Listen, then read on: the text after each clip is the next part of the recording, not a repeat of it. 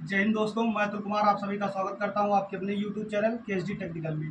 आज हम लोग बताने वाले हैं कंडेंसर के बारे में। कंडेंसर क्या कार्य करता है और किस प्रकार से इसको हम लोग कंप्रेसर के माध्यम से जॉइंट करते हैं, ये आप लोगों को बताने वाले हैं। देखिए, जितना भी कूलिंग सिस्टम होता है उसमें कंडेंसर का प्रयोग होता है।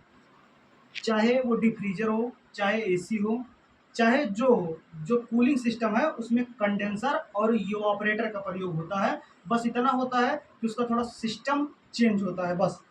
तो आज हम हमारे पास फ्रिज है तो इसका हम सिस्टम बताएंगे किस प्रकार से कंडेंसर। अच्छा, ये कभी आप लोगों ने सोचा कि जो कंडेंसर है तिरछा तिरछा क्यों बनाया जाता है, ये घुमा घुमा करके क्यों बनाया जाता है?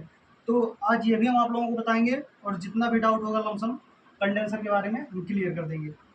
और ये जो ग्रिल लगी होती है, थोड़ी जो पत्ती लगी होती है, आप ये देखेंगे पतली पतली, तो ये किस लिए लगी होती है ये भी हम आपको बताएंगे। तो चलिए पहले शुरू करते हैं कि हमारा जो इसमें दो पाइप होता है। आप देखेंगे कंडेंसर में दो पाइप होता है, एक इन होता है और एक आउट होता है। तो आप कैसे जानेंगे कौन सा हमारा इन है और कौन सा आउट है? देखिए, इसका जो बनावट होता है ये आपको बनावट से ही पता चल जाएगा कि कौन सा हमारा ऊपर रहेगा और कौन सा नीचे।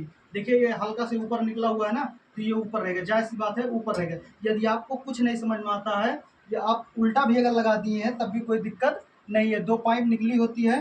देखिए, पीछे की साइड जो होती है सबसे ऊपर, जब लगाएंगे आप सबसे ऊपर फ्रिज की ऊपरी भाग की तरफ जो पाइप रहेगी वो हमारा कौन सा रहेगा, वो इन का रहेगा। मतलब जो हमारा कंप्रेसर से जो पतली पाइप होती है, डिस्चार्ज वाली, जो डिस्चार्ज करती है, जो फेंकती है, वो वाली पाइप कनेक्ट होगी।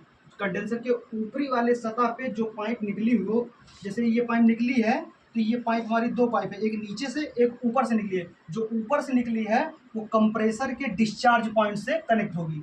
ये आपको विशेष ध्यान रखना है कि जो ऊपर से पाइप आई है वो कंप्रेसर के डिस्चार्ज पॉइंट से कनेक्ट होगी। जो नीचे है, जो नीचे की साइड है, ये आपको मालूम होना चाहिए कि ये डायरेक्टली कंप्रेसर में नहीं जाती है। इसमें आपको फिल्टर, कैपिलरी, इसके बाद इवापोरेटर से होते हुए जाती है पाइप। किसमें? सेक्शन वाले में, जो कंप्रेसर का सेक्शन पॉइंट होता है उसमें जाती है।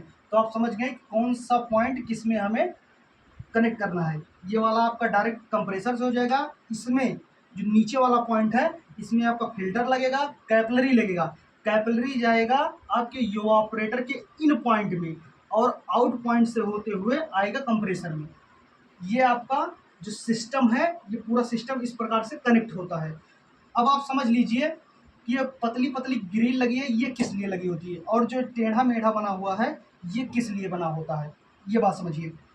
देखिए, जब कंप्रेसर से हमारा जो रेफ्रिजरेंट है वो फ्लो होता है तो क्या होता है, हाई टेम्परेचर और हाई प्रेशर में होता है। मतलब स्पीड भी ज़्यादा होती है और उसकी टेम्परेचर भी ज़्यादा होता है। तो उसके कारण क्या होता है, ये गैस फॉर्म में होता है। जो रेफ्रिजरेंट होता है गैस फॉर्म में होता है। जब गैस फॉर्म में मान लीजिए ये कनेक्ट है, डायरेक्ट यहाँ आया, यहाँ से कुछ हिस्से में तो गैस ही जाएगा।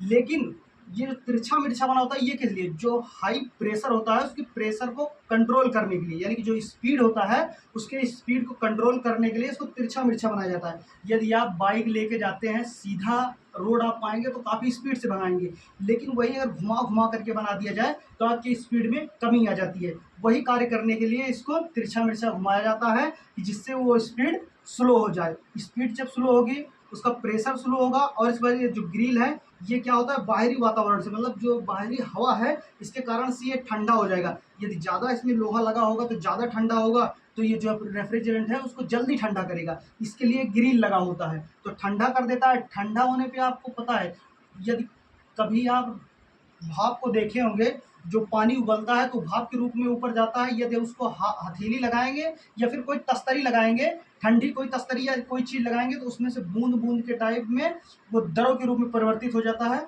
जो आपका वेपर होता है वो द्रव हो जाता है, मतलब जो भाप होता है वो आपके पानी के रूप में परिवर्तित हो जाता है। तो वही कार्य ये भी होता है, यहाँ जो गैस गया है वो हमारा द्रव के रूप में परिवर्तित होने लगता है। आधे कंडेंसर से नीचे आप द्रव पाएंगे। जब द्रव के रूप में आ जाता है यानी कि पानी के रूप में आ जाता है, जब पानी के रूप में आ जाता है तो यहाँ जो फिल्टर लगा होता है वो छानने का कार्य करता है। मतलब क्या छानता है, उसमें जो अशुद्धि, अशुद्धि बोले तो कण हो सकते हैं छोटे छोटे, या फिर उसमें नमी आ सकती है। तो नमी के लिए उसमें एक सिलिकॉन की गोलियां पड़ी होती हैं। आप फिल्टर को कभी इसे हिलाएंगे तो उसमें से झुंझुनाहट की आवाज़ आएगी, मतलब कुछ उसमें भरा होता है, आपको ऐसा लगेगा।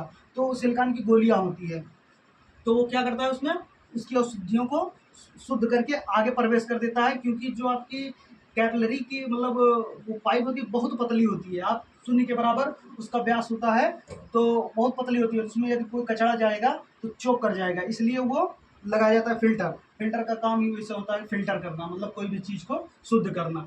तो बस इतना ही कार्य था। बाकी इसके आगे वाले सिस्टम को हम किस प्रकार से कार्य करता है और ये ऑपरेटर हमारा कैसे ज्वाइन होता है, क्या उसमें लीक हो जाएगा तो बनेगा कि नहीं बनेगा, ये हमारा हर चीज़ हर टॉपिक पे, जिस टॉपिक पे आपको वीडियो चाहिए कमेंट में डालिए, हम उसकी वीडियो प्रोवाइड करवा देंगे।